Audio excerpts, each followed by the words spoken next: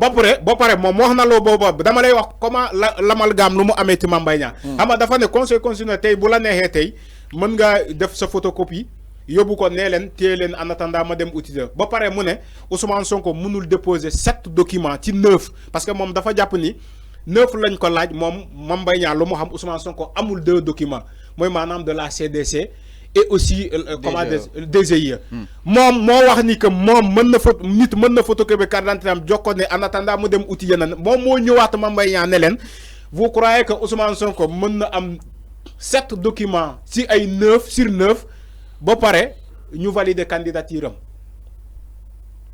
est-ce que xam ngeen wax ji fu mu peser selon moom lu mu wax ce qui veut dire que moom lu mu wax s'en tient pas il faut qu'il rectifie c'est pas un ministre moo war a wax ces genres de choses dans une télévision donc pour ne la Ousmane Sonko boo gisee ñu recevoir son document c'est que dafa matal les 9 qu'ils ont demandé que ça soit la forme du document après le conseil constitutionnel c'est des juges c'est des juges c'est des magistrats constitutionnels moo tax ñu wooyee leen conseil constitutionnel ces magistrats là après chaque candidature ñoom dañuy càmbar candidature bu ne ni que peut-être bu ñu xam nga Ousmane Sonko il a ce qu'on appelle une exception Ousmane Sonko du propre cooboroom moom moo ne man bugguma document bu DGE du moom moo ne man bugguma DGE jox ma fiche mais DGE moo ne man du ma jox Ousmane Sonko fiche de parrainage même malgré avec les notifications de justice douma ko jox fiche de parrainage donc la faute ne se trouve pas ci Ousmane Sonko la faute se trouve au niveau de la DGE. Effectivement parce que juste pour appuyer quoi hein, sans que je pense qu'il y a loi organique bi organiser le conseil constitutionnel à son article 2 nee na c'est le conseil constitutionnel kase moom moo am à titre exclusif mais c'est ça de recevoir li nga xamante ne moom mooy la liste des candidats donc au moment où la DGE tey ji refuse donc d'appliquer la décision dañuy outrepasser li nga xamante ne moom mooy cette prérogative parce que ce qu'il faut retenir mooy la DGE ne reçoit pas la liste des candidats la DGE ne reçoit pas la validité ci candidature la DGE moom ce qu'on dépose à la DGE ce n'est pas la candidature parce que les cautions les certificats de nationalité tout ça du foofu lañ koy déposer ça va beaucoup plus au niveau du conseil constitutionnel léegi nag maa ngi la ko doon wax démb Cheikh Bara dafa am ay kàddu yoo xam ne daf ko yëkkati moom nee na bi mu demee conseil constitutionnel greffier bi du jël un dossier incomplet daf ko répété waat nee na ma bi mu demee au niveau du conseil constitutionnel pour déposer li nga xamante ne moom mooy la candidature le greffier présent ne prend pas un dossier incomplet. donc Mame Mbaye Niang doit rectifier moom mii naan mën nga photocopier sa carte d'identité nee leen téye leen ma dem andiwaati yeneen ba pare mu ne Ousmane Sonko moom dafa jàpp ni il a déposé 7 documents sur les 9 donc candidature am warul jàll tu crois que nit dina déposer 7 documents sur 9 conseil constitutionnel jël risque boobu recevoir candidature boobu amul au moment où tey jii nii on essaie de bloquer Ousmane Sonko afin qu'il dépose un dossier incomplet au niveau du conseil constitutionnel moment boobu noonu le conseil constitutionnel aura la prérogative d'interpréter de manière très large quelle que soit l'issue des procédures donc Ousmane Sonko day dem déposer un dossier plaider toutes les restrictions su ma nee restriction c'est-à-dire conseil constitutionnel mun na la woo nga wax ci manquement yi donc les preuves sont là.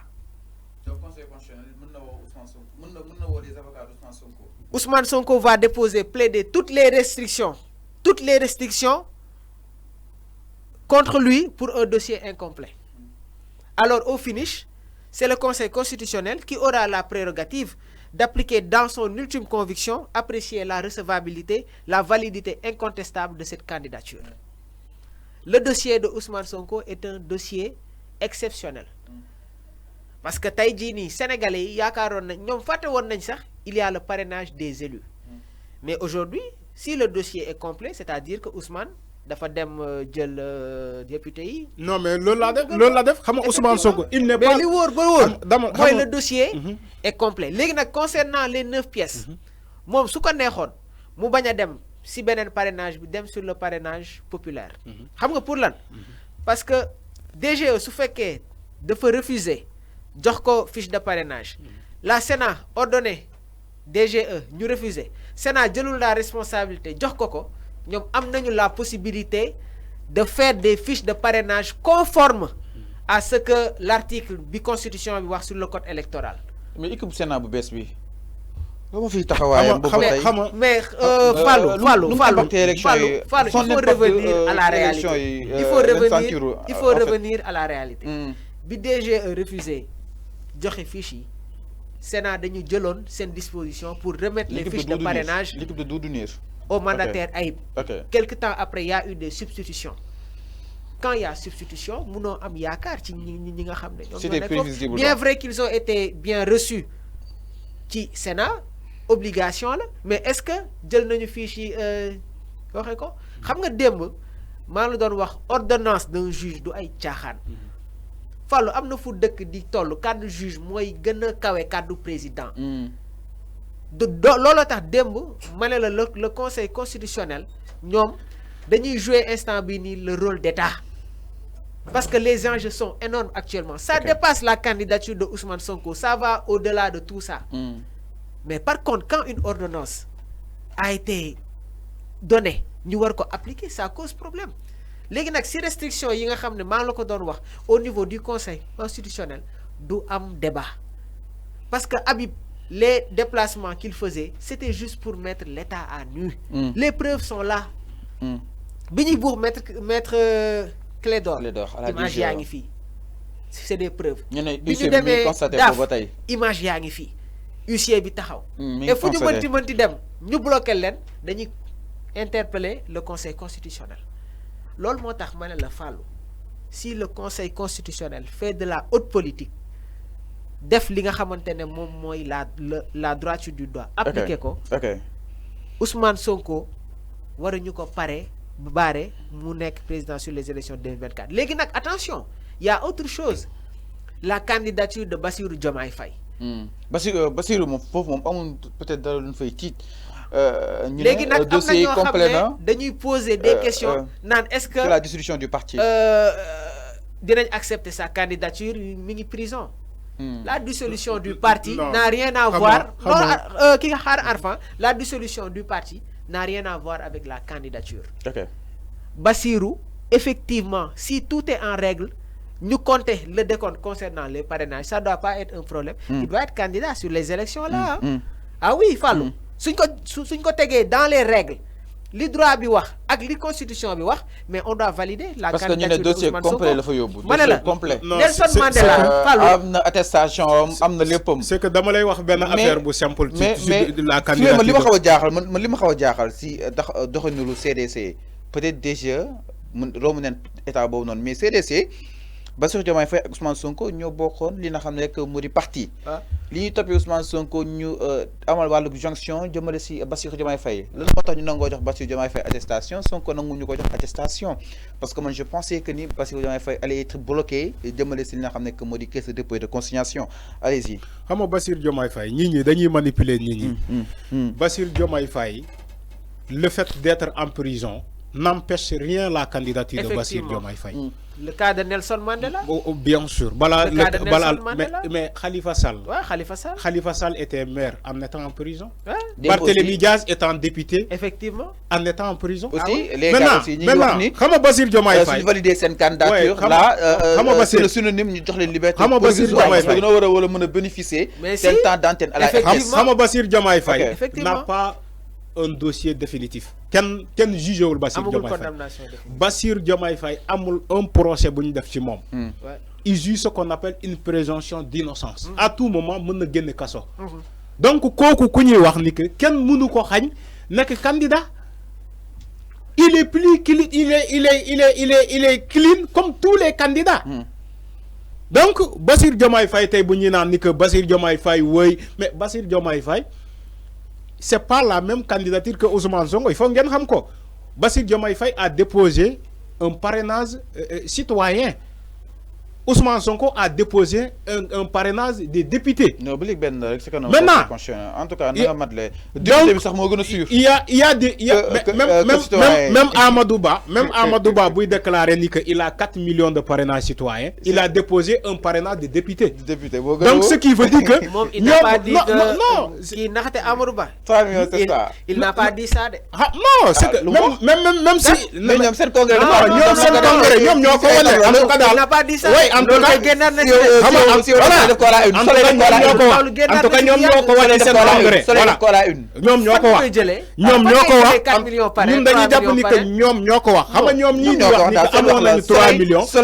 ils ont déposé un parrainage des députés. Khalifa Sall a déposé un parrainage des députés. Ousmane Sonko a déposé un parrainage des députés. Benno Bokk Yaakaar a déposé un parrainage des députés. Moi, ñu bari japp ni que peut-être ñom Bougane mën nañu noy ci le fait que peut-être duñu am ay doublons ay affaires yoyu ay Bassirou Diomaye Faye.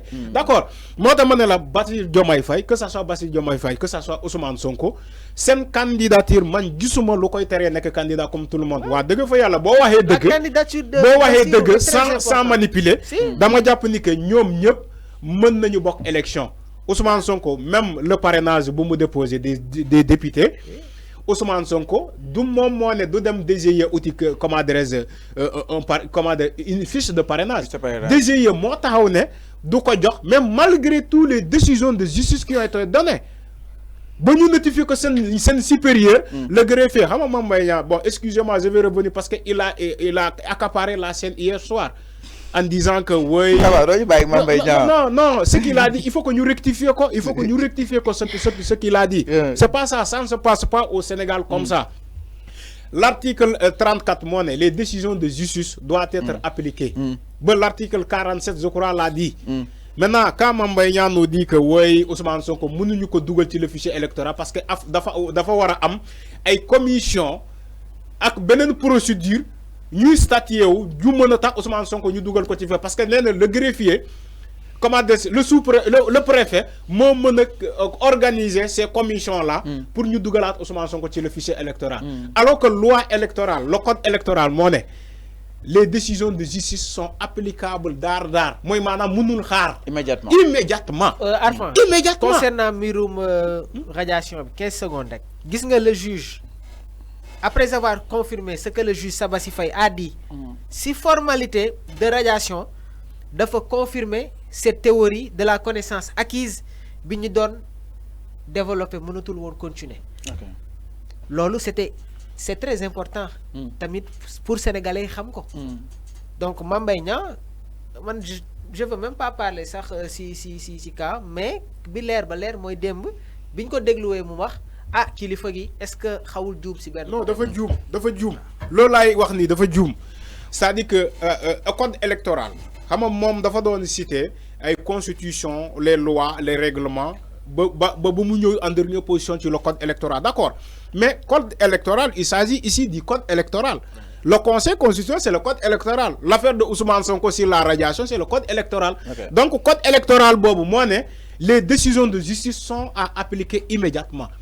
Maintenant, si la justice sénégalaise a donné raison à Ousmane Sonko qu'il doit être donc ñu dugalaat ko ci fichier électoral mom lan lay taxawé di naan non mënu ñu dugal Ousmane Sonko ci fichier électoral bi fokk préfet woote ay yenen commission ñu ñëwaat def révision parce que néna révision 2 fois lañ koy def ci élection donc il faut que mu rectifier donc les fol la bàyyi le code électoral buy nekk les décisions de non dafa wara mëna réintégrer Ousmane Sonko il faut ñu tijjuwaat ben fichier ñom loolu la débat entre man ak yow mais peut-être le débat revient. Xam nga ñom loolu la ñu wax néna il faut que préfet woote ñu tijjiwaat fichier bi ñu saté ay yenen commission pour ñu mëna dugalaat Ousmane Sonko ci fichier électoral bi alors que en matière électorale lañu nek waxuñu ci les matière électorale lañu nek té buñu nekké ci matière électorale il y a ce qu'on appelle le code électoral le code électoral mo né décision de justice sur une radiation la décision doit être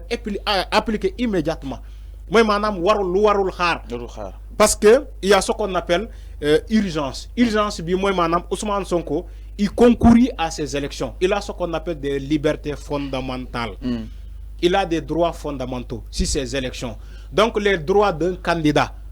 boo demee li ma lay wax ni laaj ko juge il y a un candidat bu ne dafa am ce qu'on appelle des droits fondamentaux ci élection donc Ousmane Sonko ces droits fondamentaux ces droits civiques war nañ ko respecter ñu dugalaat ko ci fichier électoral parce que juge moo ordonné pour ñu dugalaat ko ci fichier électoral bi contrairement à ce qu'a dit monsieur le ministre Mame Mbaye Niang voilà il faut que mu rectifier donc je sais que les journalistes ont essayé de le rectifier mais dafa japp ni que journalistes yoyu dañ doon layal Ousmane Sonko il a utilisé même le mot mais ce n'était pas le cas il faut que ñu rectifier ko parce que lu muy juum dafa bari merci beaucoup.